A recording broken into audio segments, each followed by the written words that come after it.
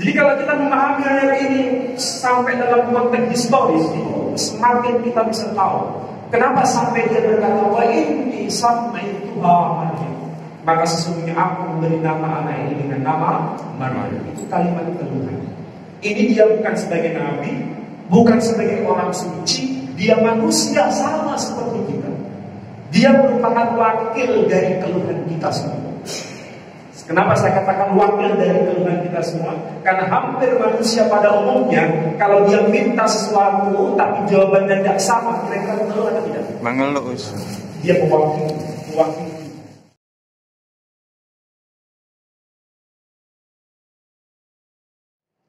Kalau roti Maryam itu enak atau tidak enak? Enak, Us. Roti Maryam itu enak atau tidak enak? Enak sekali. Di mana-mana dikasih madu, dikasih meses, kasih uang. Pokoknya enak roti Maryam.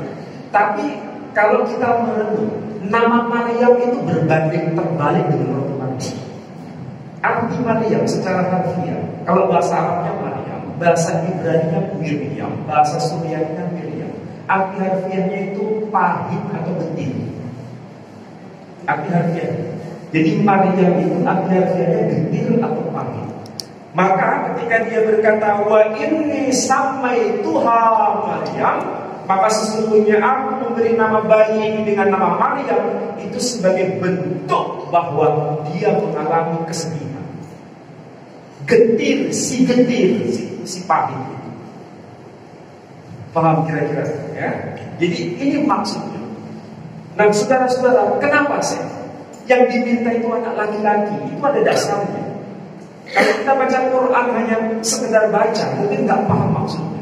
Tapi kalau kita tahu latarnya keluarga Imran itu dari Bani apa? Bani Israel. Bani Israel itu syariatnya apa? Syariat Taurat. Syariat Torah itu berbeda dengan syariat Quran, syariat Islam yang kita pahami sekarang. Saya tanya, kalau syariat Islam, anak laki itu dapat warisan berapa? 2 kali. 2 kali lipat. Anak laki kedua dapat warisan berapa? Sama. Pokoknya laki dapat 2. Kalau anak perempuan dapat berapa? 1 kali. Separuhnya. Itu hukum Islam. Tapi kalau hukum Taurat beda. Kalau hukum Taurat, anak laki pertama, urutan pertama, dia dapat bagian warisan 2 kali lipat. Anak laki kedua, ketiga, keempat dan seterusnya, meskipun laki, dia nggak dapat 2 kali lipat, dapat setengahnya, separuhnya. Ya. Kalau anak perempuan dapat berapa? Anak perempuan nggak dapat apa-apa. Jadi tahu katanya, kenapa kok dia ngebet dapat laki? Karena memang begitu dalam tradisinya. Maka kalau lahir anak laki-laki itu bahagia. Tapi kalau dapat perempuan,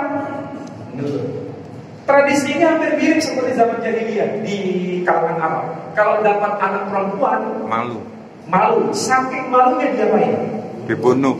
Hidup-hidup.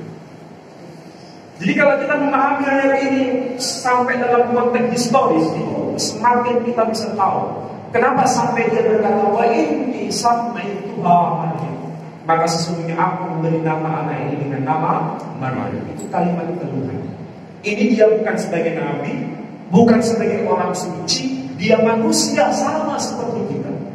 Dia merupakan wakil dari keluhan kita semua. Kenapa saya katakan wakil dari keluhan kita semua? Karena hampir manusia pada umumnya, kalau dia minta sesuatu tapi jawabannya tidak sama, kira-kira mengeluh atau tidak? Mengeluh. Dia mewakili.